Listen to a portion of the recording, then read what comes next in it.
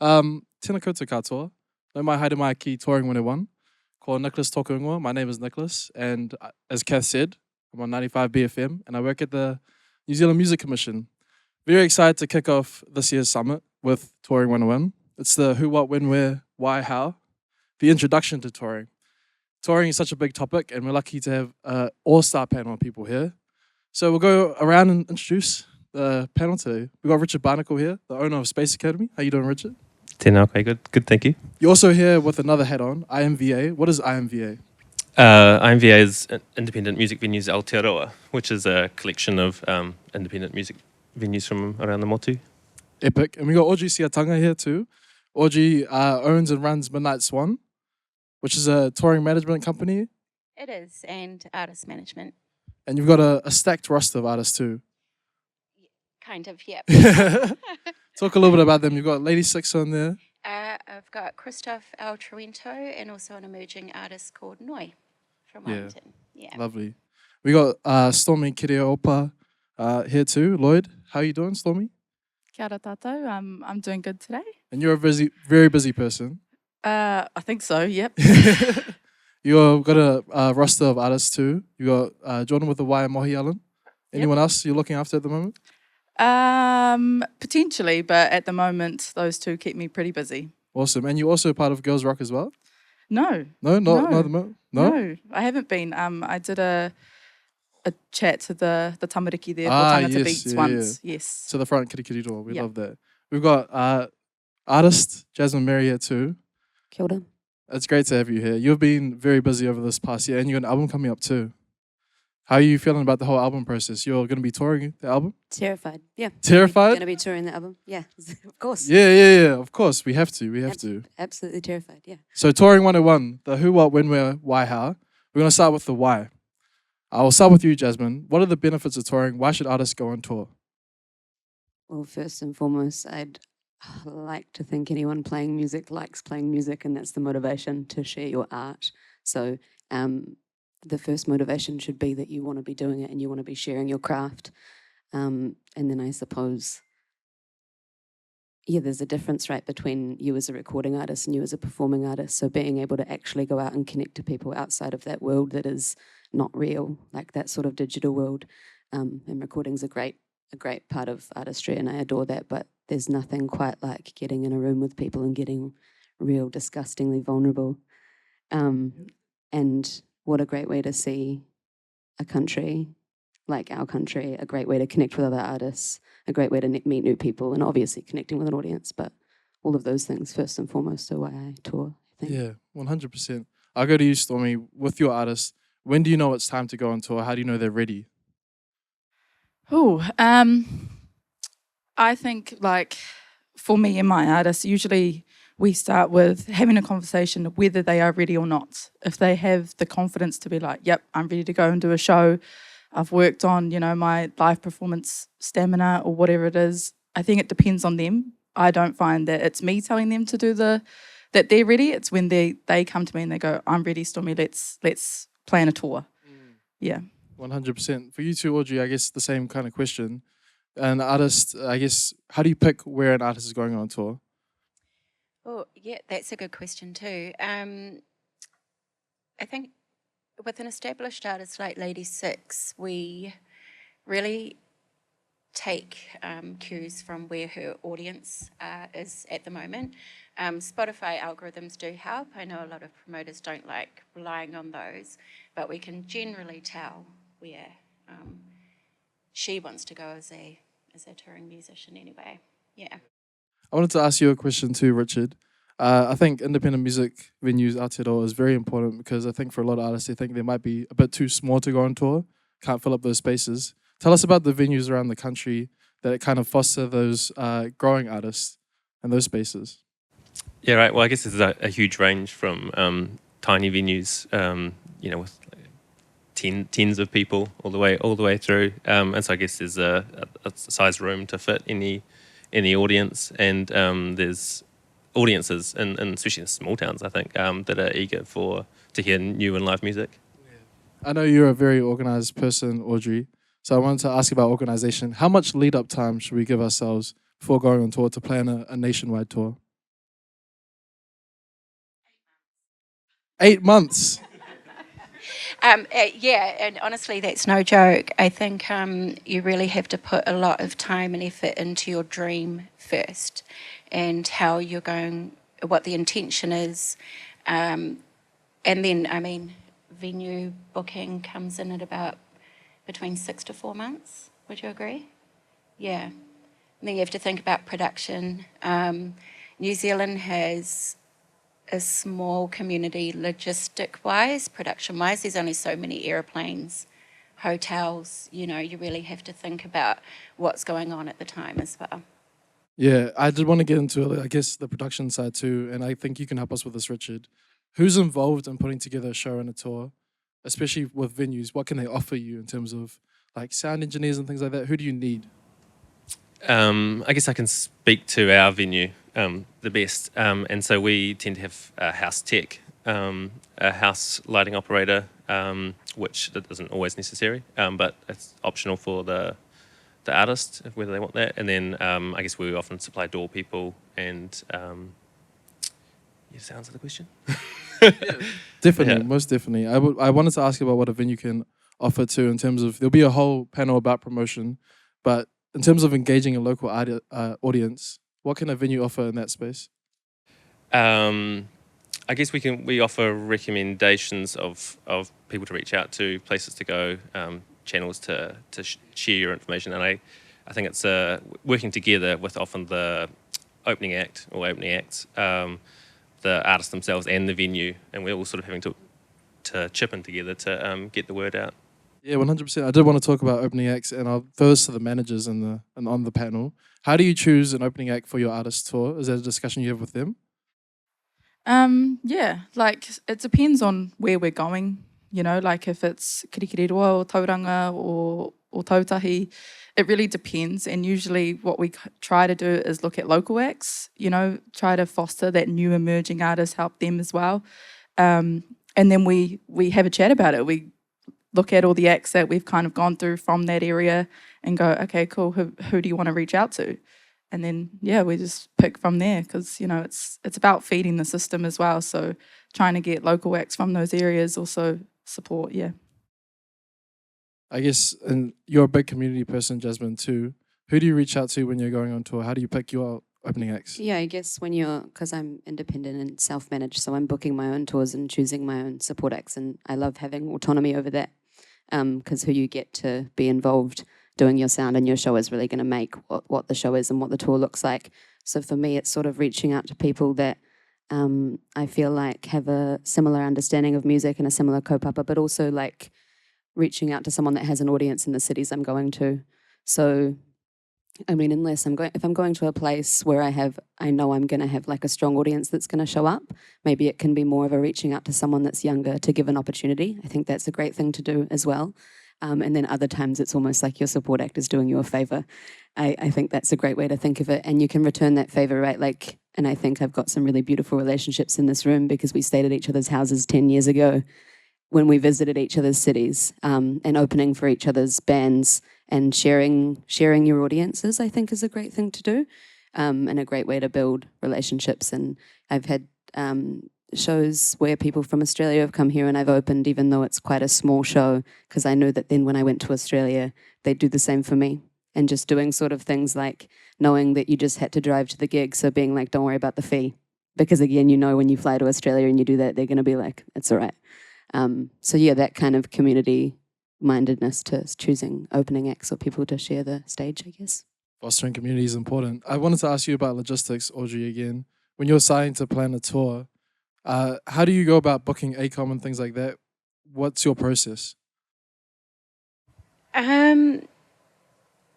Yeah, I mean, I probably actually just look at ACOM that's closest to venues, to be honest. And with, you know, I mean, touring is so budget reliant as well.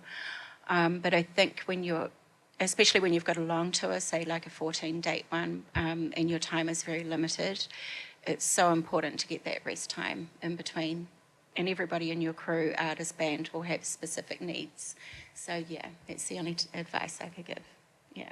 As a tour manager, I guess to both of you, how do you manage those different needs on tour? Like, what is your role in that space to kind of foster that good environment? I mean, like Audrey said, every band member, every artist is different. They have their needs, and I guess like as you work with them, you kind of pick up on everyone's needs, and then you understand how best to work with them.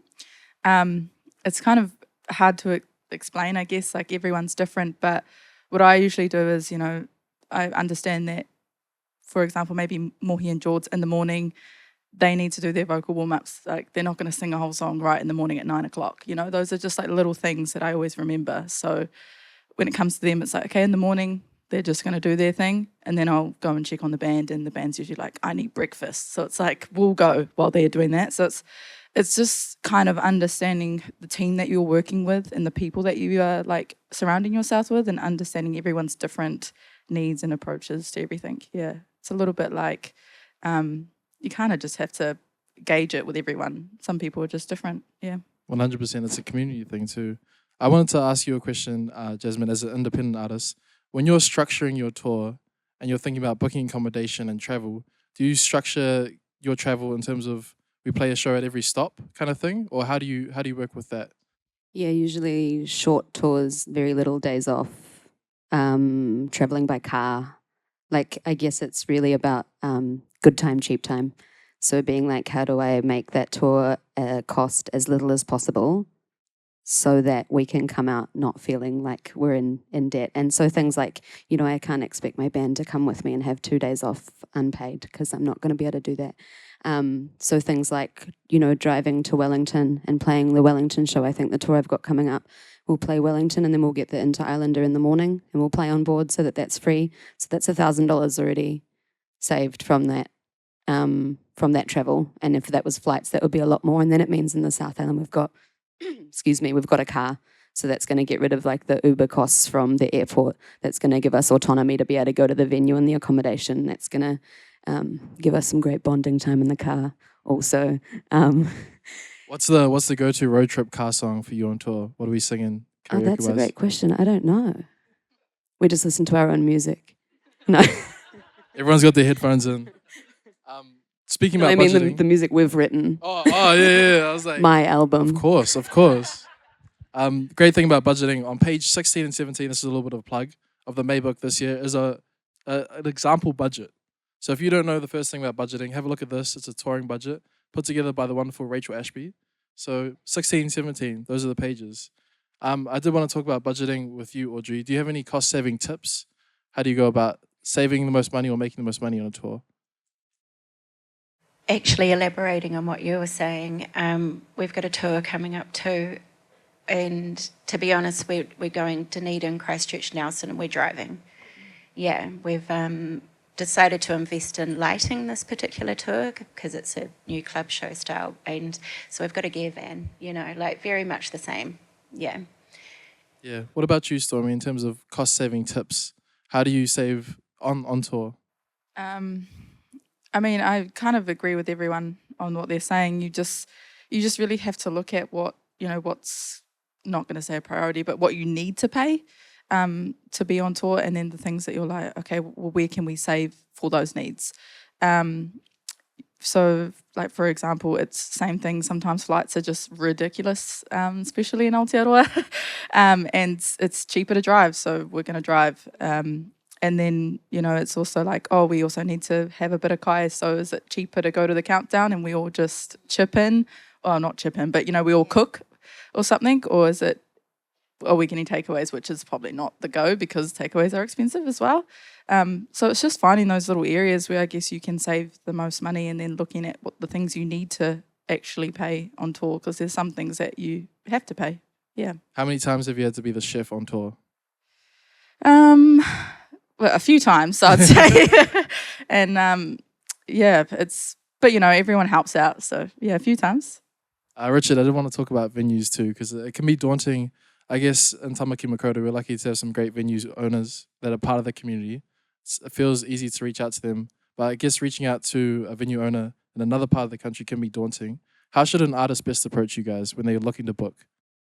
For us specifically, we prefer to do it by email, and then we can keep things in one thread. But I guess every venue might be different. But finding what works for them, and yeah, we like to keep it all together, so then bits don't get lost, and you've got all the information there. In terms of timeline, how long should they look to book in advance? Because I know you get booked up and you guys are very busy.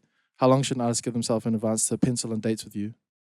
I guess early is great, but we wouldn't take anything sort of like less than 6 weeks. It'd be like ideally we've got at least a couple of months to plan promo, plan the show, make it all easy for everyone.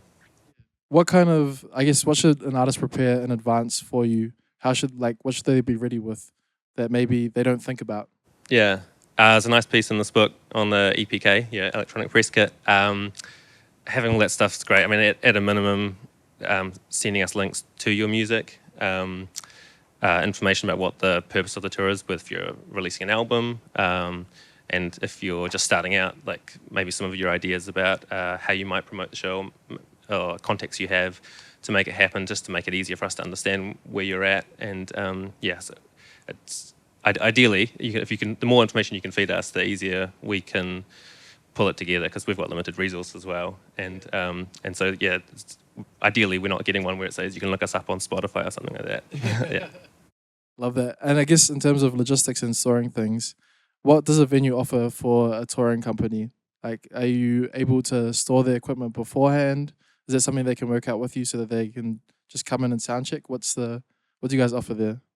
I guess every venue is different, but people could drop gear off earlier if they needed to, and also pick it up possibly the next day and stuff like that. I guess it's something always to consider when you're traveling where the gear is. But I'd never expect a venue to come and open up early the next day, or if you're flying out early or something like that. So, but yeah, we'll do what we can to make it work for you. Are there any best practice tips for artists to, I guess, maybe keeping you on their side, like sweep your green room or do something great? Like, is there anything that I guess you've seen artists do that have really made you want to have them back? I think just being friendly. If we can just all like communicate and get on well, I think that's the best thing we can do. Yeah, and being friendly can be hard when you're on a long tour. So I did want to talk about touring well-being. Audrey, how do you take care of your mind and your body and your soul when you're on tour? Yeah, I guess you, and then we can go wider too.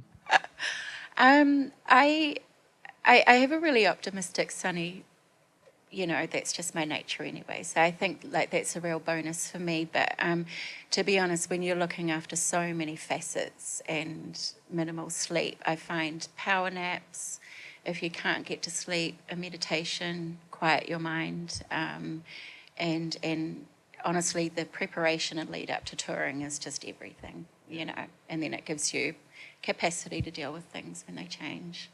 That and coconut water. Shout out coconut water. We love coconut water. For you, Jazmine, I know you're big on community. How do you foster that community vibe when you guys are on a tour? How do you keep the band together? I think just like empathy and awareness of everyone's different needs. Yeah, and like wanting, like the desire to have a good time. And so making sure that the people that are playing in my band and playing with me want to be there, which sounds like an obvious, but it's not. There's not always gratitude. Like people don't always move through life with that. So choosing people that are going to be really, really grateful and kind of fostering an attitude of gratitude with didn't mean for that to rhyme, with what we're doing, and being like really conscious about that, because I think the difference between being an asshole and a good person, or having a good or a bad show or day, is gratitude, like being grateful for the venues that are hosting you and the people that are having you. And then as far as like health of everyone goes, I think it's worthy to mention like drugs and alcohol. It's a part of music, it's a part of our culture. It is. And so just having awareness around that, like I'm not gonna be like Mother Mary and be like, don't do that. Just acknowledge that reality and make sure that you're being mindful of your alcohol consumption. If you're touring with a band, don't be drunk when you play. Like make sure you're getting enough rest, because it's not actually okay to treat your body like crap and then make everyone deal with your mood the next day. Like that's your burden to bear, So if that's a choice you're making, that's a choice you're making, but you need to make sure that you're going to be enjoyable to be around. Like that's your responsibility, I think. and just being careful. Like if you've got 4 dates in a row, don't have a big party after your first gig. Like you're just going to ruin the rest of your tour, you know? So just being mindful around that stuff, I think. 100%. It's so tempting. We've actually we've got a Touring Well article. We're plugging the Maybook card here, but we've got a Touring Well article in the Maybook this year. And one of the things Princess Chelsea spoke about was their rider and having fruit and vegetables on their rider. What do you have on your rider? I mean, that depends if people let me have it. Do you really want to know? It just says a kettle, a mirror, some towels, a platter, very vague, and a bottle of whiskey. So like it's not, I've just sort of gone against what I've just said. It's all about balance. It's all about coming home with those bottle of whiskey. It's an investment. It's an investment rider. I love that. It's so good. 7 shows, 7 bottles of whiskey to take home, sell those, tour profit. I love that so much. Oh man. Speaking about tour profit, I think for small artists too, one of the hardest things to come to terms with is maybe the first one doesn't make that much money. So how do you deal with that when you're on the road, Stormie? Like the potential that the tour might not make a lot of money. I mean, before we do any tour, right, everyone has a budget and we kind of look over it as like this is potentially what we could make. But we're always aware that this might not be what we make. And I guess it's like for me and with my artist and even our band, we're real transparent. You know, we tell them before we go on tour, this is potentially what we could make, but we might not make that. Just so you know, it just really depends on how well you do in those shows, what the ticket sales are, and you know, even if you're selling merch, if you sell some merch, and then that kind of adds to the budget and the profit you make. But yeah, it's just about transparency, letting them know, you know, that sometimes we're not going to make the most money, and we're going to try our best to make sure we can get as close as we can to your fee. Yeah. It's the other benefits of touring, right? It's the community and getting your name out there too, which is a big thing. I did want to talk about tickets briefly. I guess I'll open this one up to everyone. How do you go about pricing your tickets for a tour? How do you know how much to charge? Can I ask everyone in the room to stop charging $15 for gigs? And then we all just decide that now, and then it's decided, because that's too little for a show. I think there's a minimum standard we need to keep to with ticket pricing. And I don't know how you guys price your things. I think depending on the venue cost and then like where I'm at. So like, you know, I started out charging less for shows because I was just me, and the venues were smaller, and then just kind of upping that by $10. And if you're traveling really far, so, but trying to keep it, you know, accessible for people. I think that's another thing that I consider that you probably do too. What about you, Stormie? Do you have thoughts on that?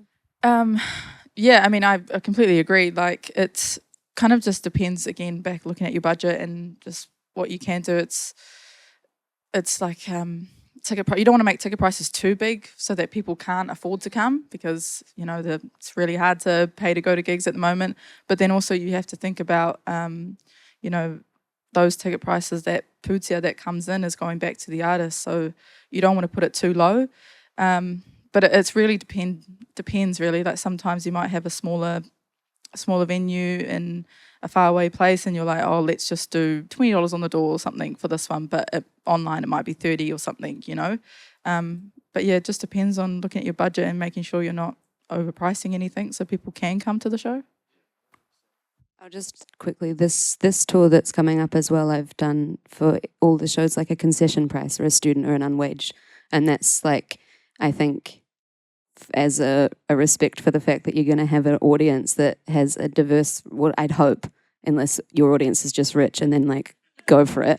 But like we would hope that it's accessible, right? That our fans or the people who want to come to our shows that as students can afford to come. So creating 2 ticket tiers, and people are usually really honest with that when you're asking if they're students or unwaged. You don't need to check an ID, you don't need to manage it. People are going to usually, if they have the money, pay the $40, and if they don't, pay the $25 student ticket. So I think that's a good way to do that.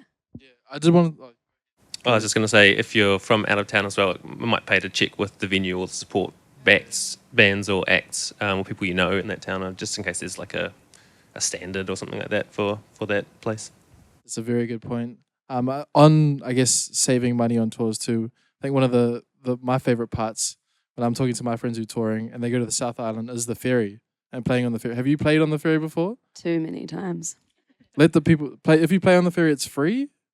Yeah, so you can take your car and five people in the car. So it's, you know, it's $500 each way, but it is the worst gig you will ever play in your life. Like people audibly moan when you start playing. Like it's, you know, but it's worth it. But it's. I'm not going to lie to you, it's awful. Have you had artists play on the ferry before, Audrey? No, I can't say, but I mean, this is a good tip. Thank you. It's free. I did want to talk about, I guess, the tour manager role too, and booking tours. What is that about? Why? When would someone reach out to a tour manager? Why do they need you on their tour? I think an experience as an artist when you really expand and grow to a certain stage in your career, the worth of having a tour manager means that you as an artist are just focused on your one job, and especially if you get a good tour manager, you know, they just take everything away. I think tour management covers so many facets. You know, you're involved in the promotion, the, you know, logistics, venues, every part of the conversation along the way, production, advancing. So yeah, I did want to talk. I guess you're in the stages of booking a nationwide tour, but also an international tour as well. Yeah, we've got 2 dates in Australia. They're through a booking agent, but I have advanced through Europe before, which was very testy. I think when you get to that level, you've got promoters and booking agents anyway who are, you know, but international touring, you've really got to think about the logistics. There's different cultures, different languages that people speak. Essentially, advancing is all the same. You know, there's the same people. But, you know, if you miss a flight in Paris, then, yeah. It's a lot more than missing a flight from here to Hokitika. Like, you know. That's the one. That is an interesting point too. I guess for you, Jazmine, you've been on overseas and played some shows over there. What do you think about when you're going overseas to play? What are the logistics that you think about beforehand? Who will have me?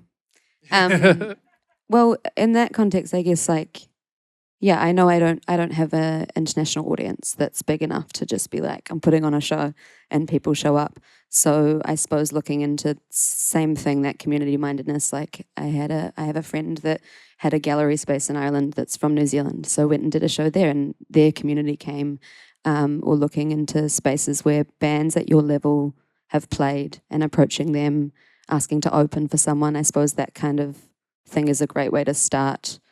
Like internationally, if you're independent and you've got like an audience here, but like who the hell is overseas? And then thinking about where you want to go, I think that's a big driver for me. Are there any, like, I guess, statistics that you look at in terms of where people are listening to your music when you're choosing? I'll open this one up to the whole floor. For me, no, I don't. Yeah. I don't think that my Spotify reflects the art that I'm doing or the community that I have. I think that you build community by building community. That's my very firm understanding and belief. Yeah. Yeah, we love that. We love that so much. I guess I do have some more logistical questions for you, Audrey. You said 8 months for a national tour. How long for an international tour? How long are we giving ourselves? About the same time. Really? Yeah, I think so. Yeah, I mean, as I said, international tours, you know, you've got a booking agent and promoters over there that are working to put you onto festivals. So, you know, that's my experience anyway. I can't really touch on experience from an emerging artist that's attempting to get into the scene over there. Yeah. But I still would give things like that just time. Yeah. For you, Richard, I did want to ask you a question, I guess, about morale. You've had a lot of tour shows come through recently. You had the Worm Tour, you had Tom Lark. In terms of their touring, what kind of things do you see those tour parties do that you're like, that's a good tip or trick for emerging artists to know about? That's a good question. Good trick or tip for those people. I think it's that same thing of the good clear comms, understanding where the people you're working are at. And so like a lot of people that work in our venue are often they'll be volunteering, or so everyone's trying to chip in to make it to make cool stuff happen, to make your show happen. And I think that it's people who understand that, and we're all sort of working together, we get successful outcomes. Yeah. Before we open it up to Q&A, I did want to ask one more question. It's New Zealand Music Month. Who's a New Zealand artist that you guys are listening to at the moment that you really love? Just go through the room, around the room. My favourite New Zealand band, Womb. Yeah. This is a bit funny, but it's actually MOHI because we're working so hard on his album that I'm listening to it constantly. Yeah, I mean, we've got an album release next week. So Just have to as but artist managers. I do really love Liao. I think, they're super cool. I find it a really hard question to answer. You're in a tough position because you've had so many artists come through. Yeah, there's so much great music coming out all the time. It's I've really enjoyed Womb's new album this week. Been really enjoying Womb as well. Sorry. All the ums, we love that. We're gonna open up to Q&A now. The lovely Willa's gonna be looking out. Feel free. Any questions? A good question.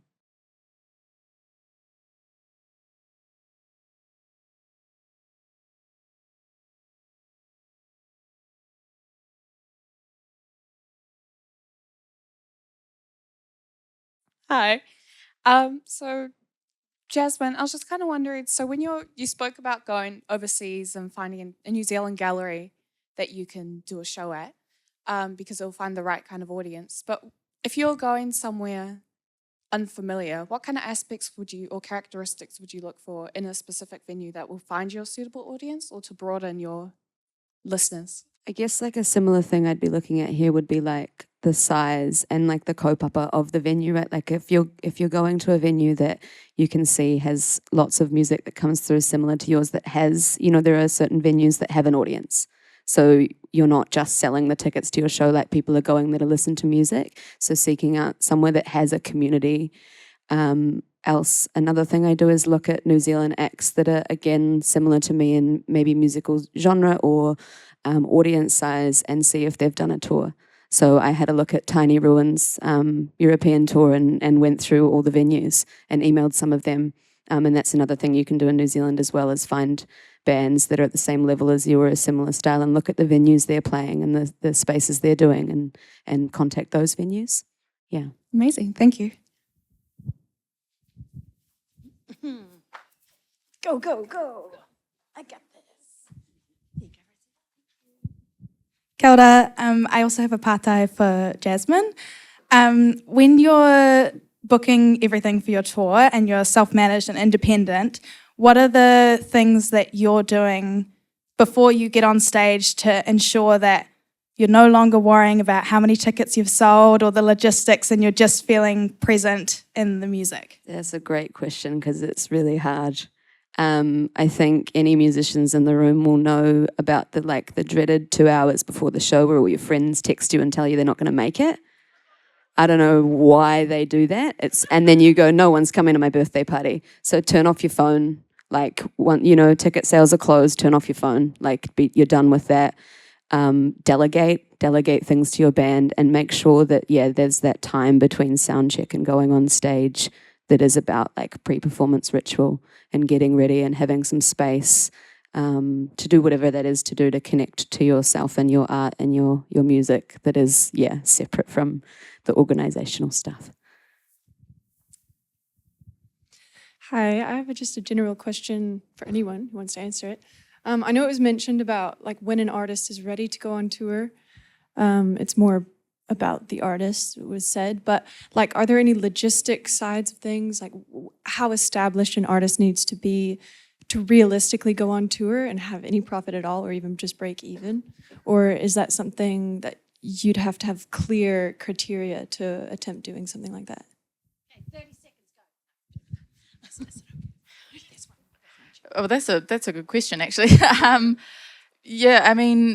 For me, before we started touring, if I go back to then, what we look at is, the audiences and then we'd go, oh, okay, they've got quite a big following over here. Maybe we could go to Kereopa-Lloyd, or we could go to Tamaki Makaurau, or, you know, there's just a few little areas that you would kind of look at to kind of gauge whether you're ready or not. And also, I think the biggest thing is just telling yourself you are, so that you're like, I am going to go find my audience, really, instead of trying for your audience to come to you. Because I don't know if you're like me, but everyone loves live music best, and people will come. So, yeah. Go play to 5 people. I think if you have music recorded and you like playing music and you can perform live and you want to do it, then you're ready. I don't think waiting for someone to tap you on the shoulder to play to 1,000 people, it's not going to happen. Go play to 5 people, play to 10, play in boats, play in lounge rooms, and it will work. I think, yeah, just do it. And play to those people like there's 1,000 people in there, but there's only 5, you know? Like every single one of those 5 people is just as important as the 1,000 that come another time. So, yeah. I think that's a great note to wrap up on. Thank you all so much for all your thoughts. That was really amazing. We have the next panel up straight away, so stay in your seats. Next panel is promoting your gig, which will be all about the next stage, promotion. Thank you very much.